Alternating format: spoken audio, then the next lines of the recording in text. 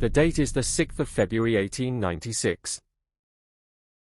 The Empire of Sevigon's navy is departing the port of Tolowa, in preparation to engage in battle with the Republic of Alyth's naval forces. They then aim to secure the waters and blockade the port town of Stirling.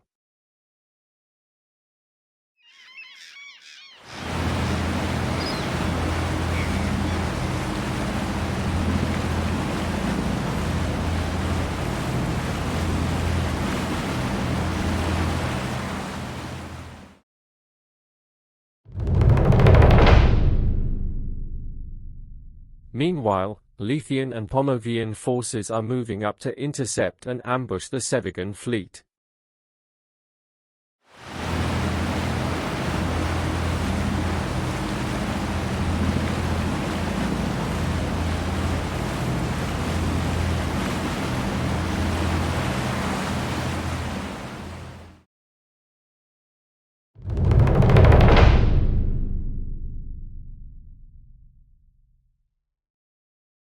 Emperor Schizo Johns, also known as Robbie Johns, is the emperor and liberator of the nation of Sevigon.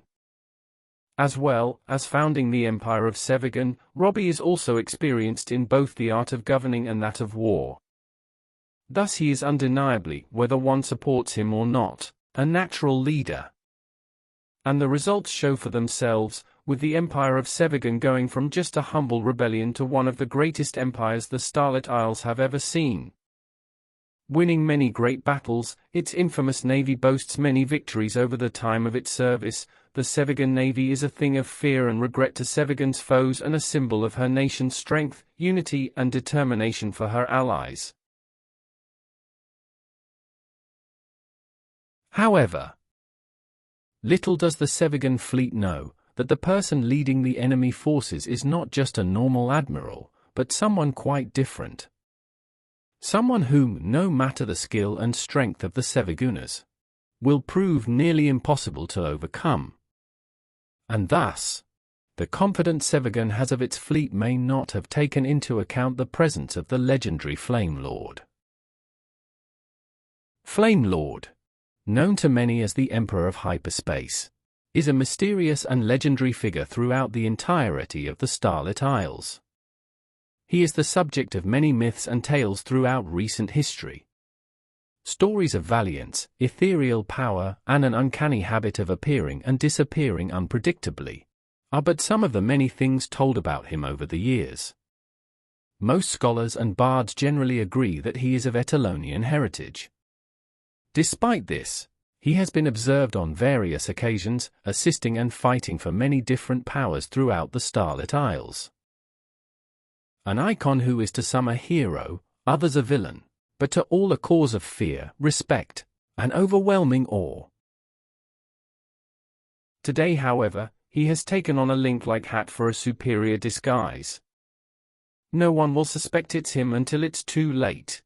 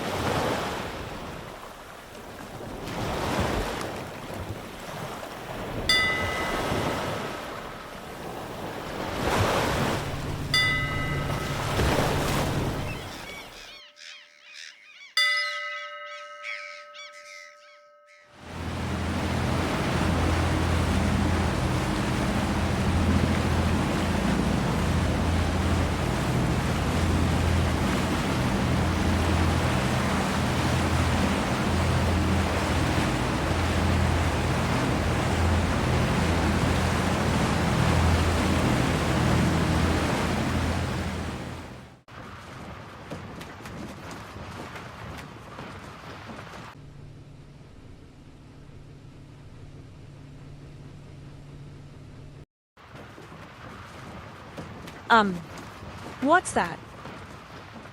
Ship. Southwest. Behind the Allied standard.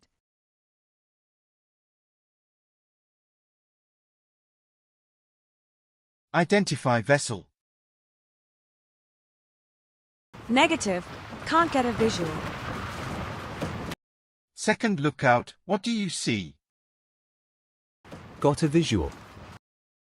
She appears to be a standard flying the Serene flag. Wait. What? Surely not. Second lookout. What's going on up there? Respond immediately. Sir, it's not a normal standard. What do you mean? Not a normal standard. I have only heard stories from captains and admirals, sir, but this ain't no standard, no. This is a super standard, a ship only known to a select few and owned by even less again. Armed with autocannons. Guns of unimaginable power, capable of slicing through ironclads as though they were butter.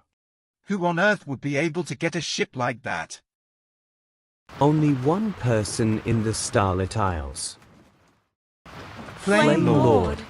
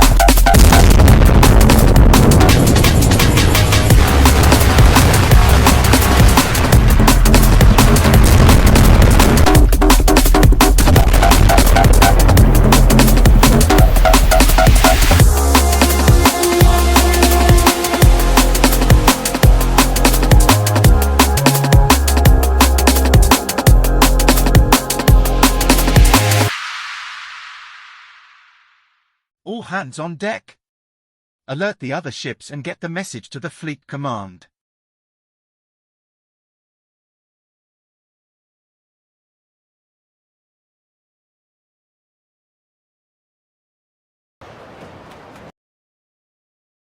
Captain, the enemy has spotted our ambush. What do you want to do?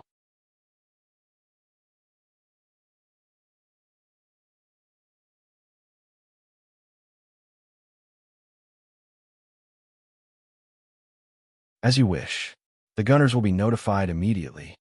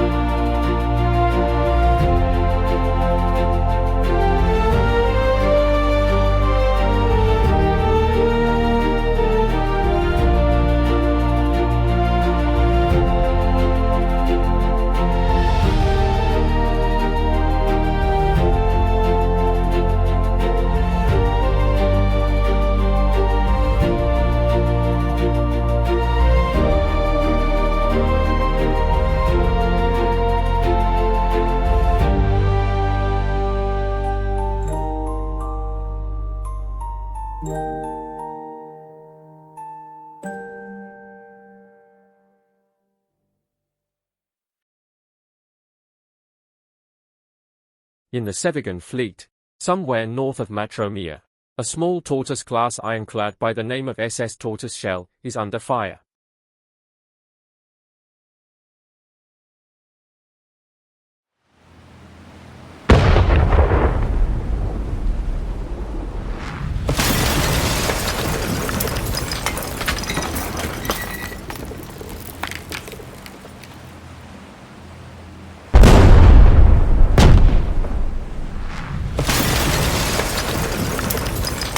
Under fire. All hands on deck. Load the cannons. Fire.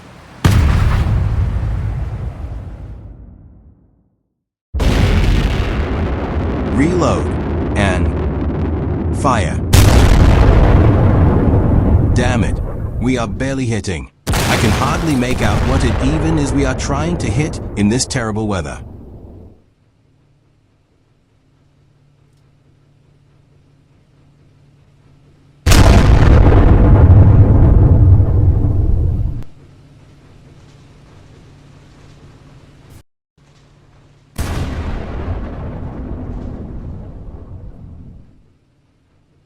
Sir, the weather is too bad to find the enemy's location. We are firing blindly, and possibly into friendly ships. I see. Gunners, hold fire. Let's see what they do next. After all, the weather doesn't have favorites. The enemy will be struggling to see too.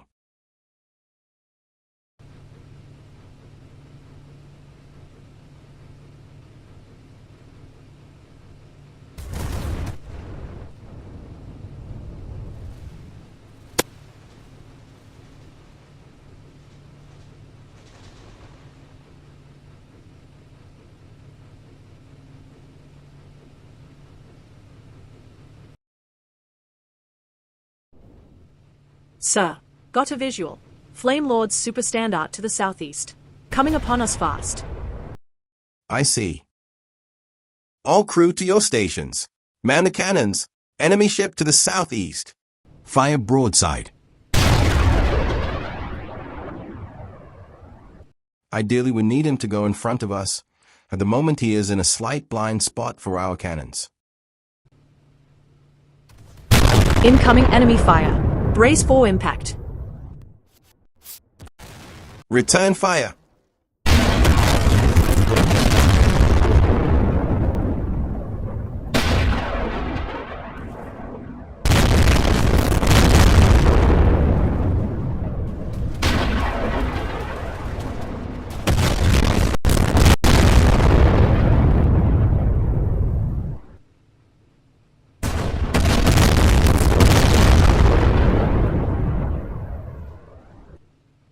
Full throttle. We are missing our shots. Let's change our heading and distance. Sir, we can't take much more fire. Our hull integrity is partially compromised. I suggest we...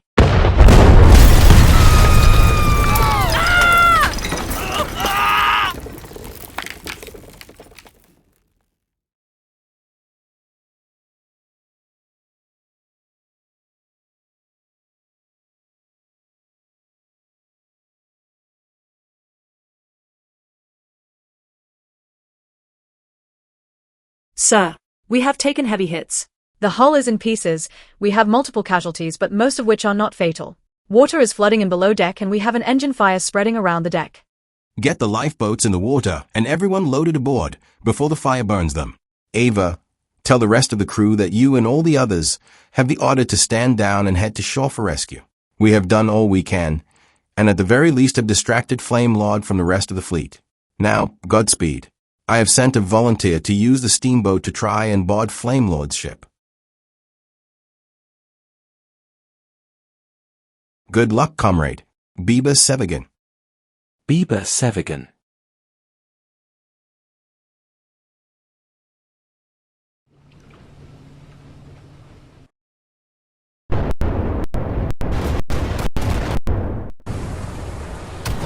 Those stray cannonballs were too close.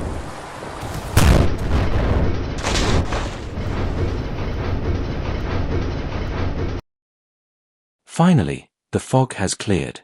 I can get a clear view of the target.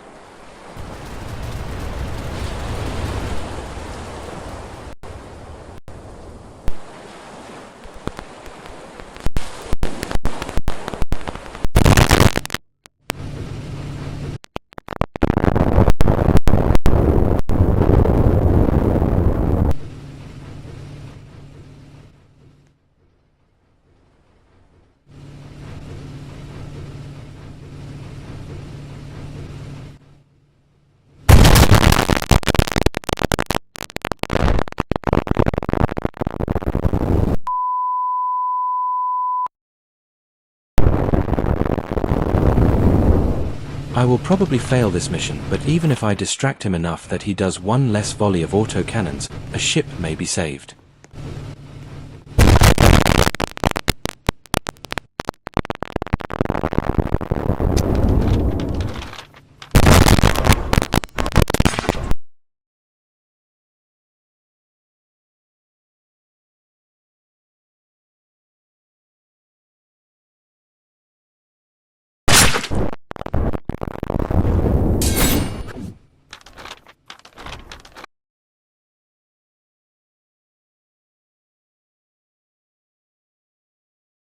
This is 4 Duke Frigidus and 4 Sevigon.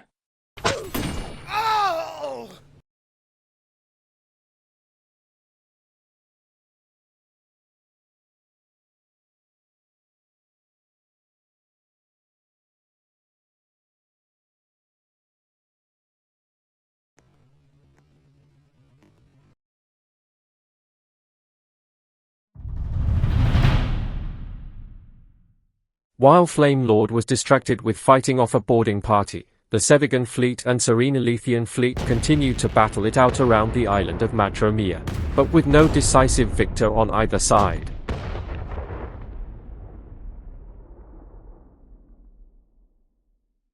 However, after receiving the news of the ambush, reinforcements come to aid the Sevigon fleet.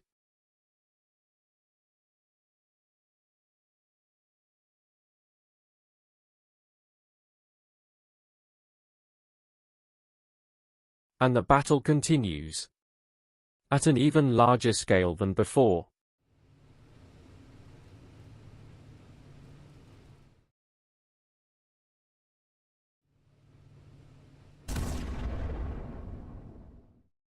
And after much intense fighting, the Sevigon fleet finally gains momentum and the battle moves closer to the coast of Alyth and Stirling, their target.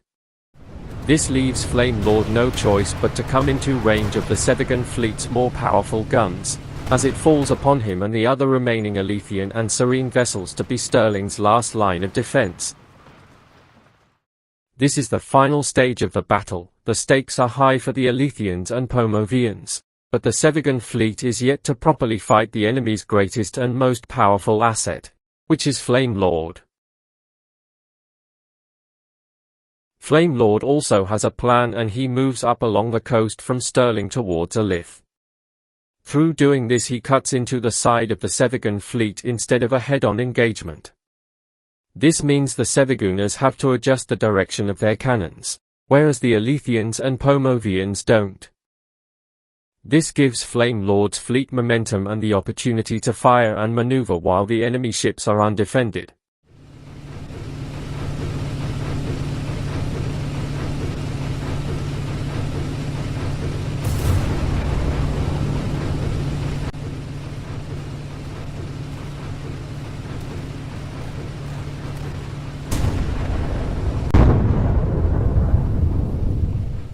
But it doesn't take long for the enemy to retaliate.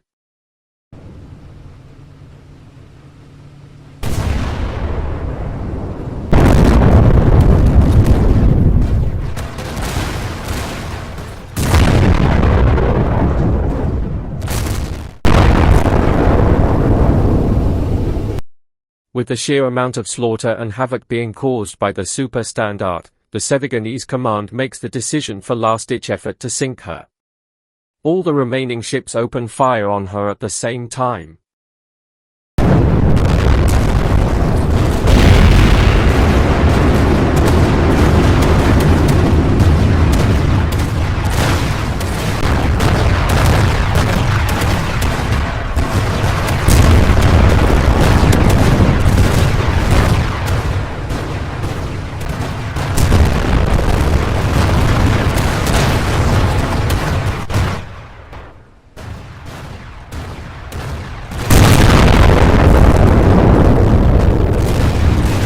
And, despite the Super Standard's extreme firepower and decent armor, she finally falls before the might of the Sevigon navy when they are all united together. When against any one of the Sevigon ships, she would have been capable of defeating them. But when put up against the might of an entire navy, even the mightiest of vessels are brought to their knees, and Flame Lord's Super Standard was no exception.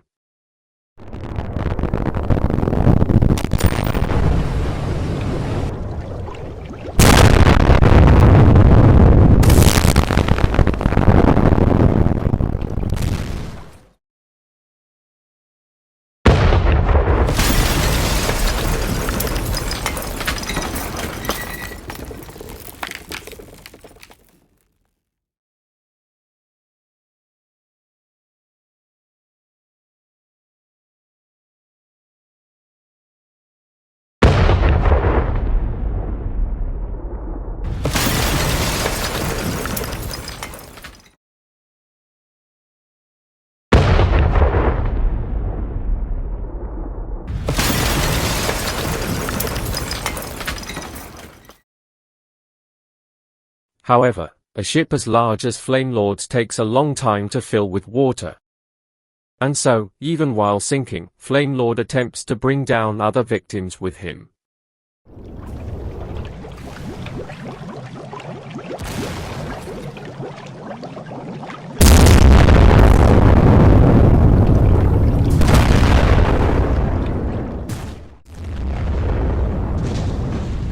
Just like this unlucky ship here.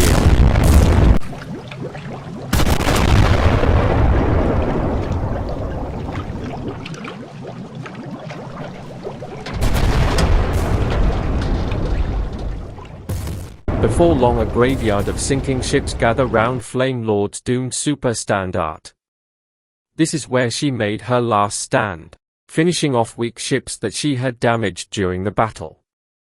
The Super Standard, with the help of her crew, continued to fight until the bitter end. A fitting fate for such a magnificent vessel.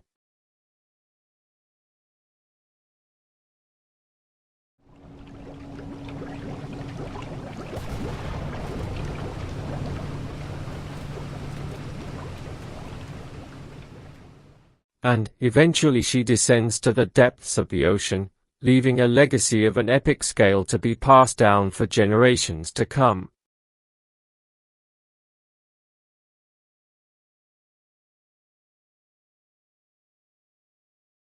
However, the battle is far from over. The Sevigonese fleet may now have the upper hand, but that doesn't mean that the remnants of the Serene Alythian fleet aren't going to put up a good fight.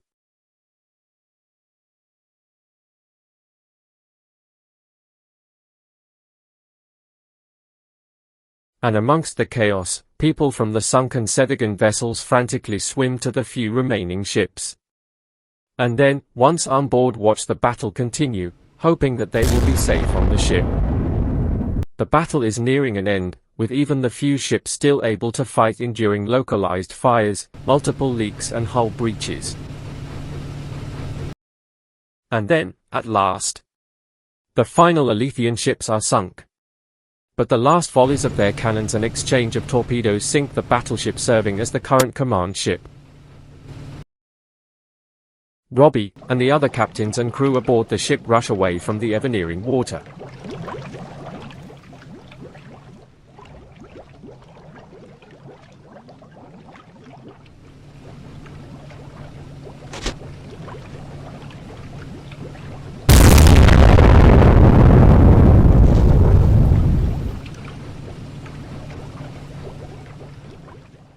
The lifeboats are deployed.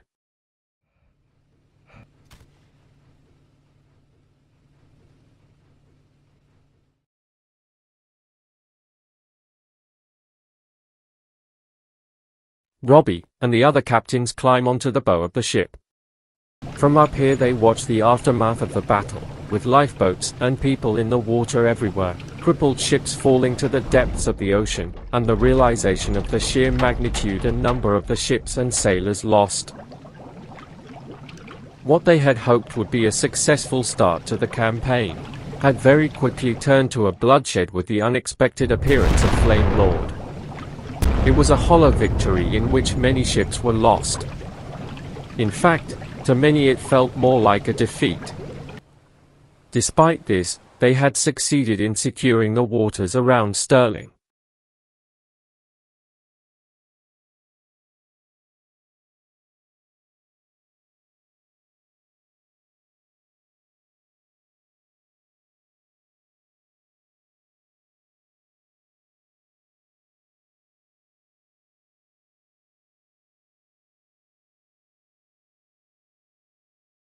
At Pomo, Serene Federation survivors return to their homes after attempting to help Alyth defend their shores.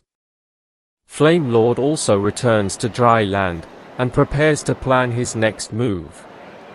The Serene Federation may now be back at war with Sevigon, damaging the short-lived, fragile peace that was established merely months earlier.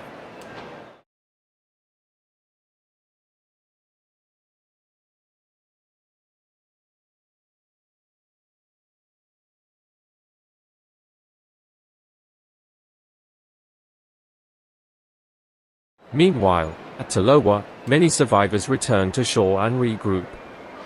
Then fresh ships depart to reinforce and fortify the blockade on Stirling.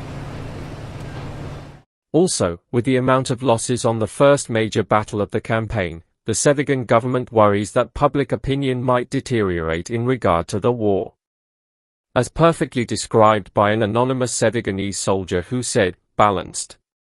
That was our whole fleet. How are we going to tell our citizenry our proud fleet was annihilated by a god?" Therefore the Empire of Sevigon issues the following announcement to its citizens, hoping that they will see the positive description and overlook the statistics.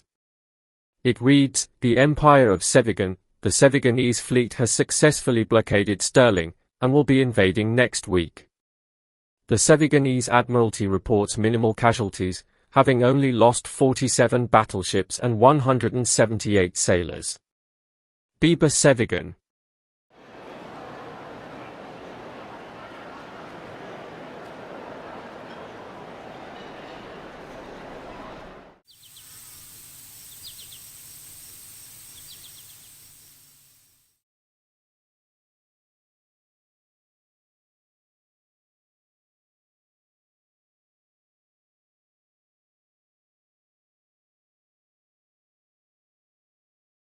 And finally, at Stirling, things are not looking good for the Alythians. Their navy has been defeated, and so they have lost control of the waters surrounding the port. And since they are under blockade, no ships, merchant or otherwise, can enter or leave without being sunk. This means that their economy is taking a toll. Since Alyth is a relatively peaceful nation usually, they have very limited ground fortifications, and so when Sevigon decides to move in from the sea, their local forces will be pretty much useless. Not to mention that they have received multiple bombardments from the ships anchored off the coast and port, weakening Stirling's defenses more. Stirling has now been stripped of its defenses and supplies, leaving it weak and undefended. Its only hope is having food and supplies brought in by train or by wagon. And only by having reinforcements from Alyth and the Serene Federation can it hope to be defended against the Sevigon threat. However, due to Stirling's importance by being one of Alyth's major industrial towns, it is likely that it will indeed receive reinforcements.